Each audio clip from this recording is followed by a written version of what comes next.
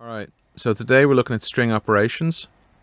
It's going to create a test, and we go string to upper. And as usual, we're going to use tbox set bugger.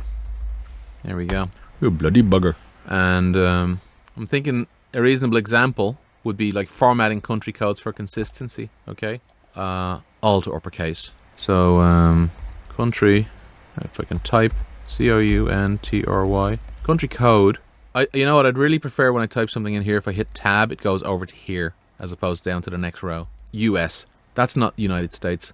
That's us. That's the English word us. Then we want to do like upper upper code. Maybe if I do a tab, upper code, and if I do a tab, no, it goes to the next line. Okay.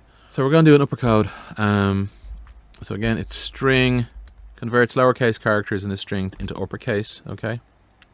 Doesn't take anything apart from a chunk of text. Hit enter. So then it's square bracket, B for bugger, it's square bracket, and then it's curly bracket, then B for bugger, UNTRY code, close the square, close the curly, close the square, close the curly bracket. Fingers crossed, syntax highlighting works.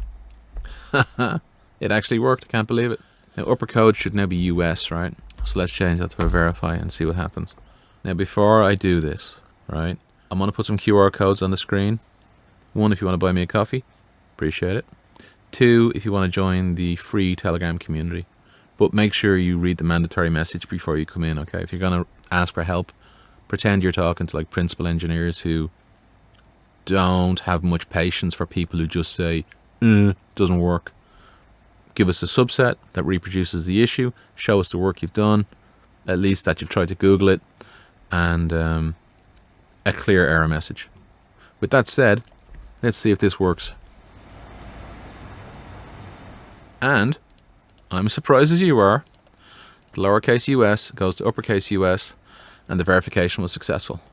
Alright, that's it. Cheerio, bye.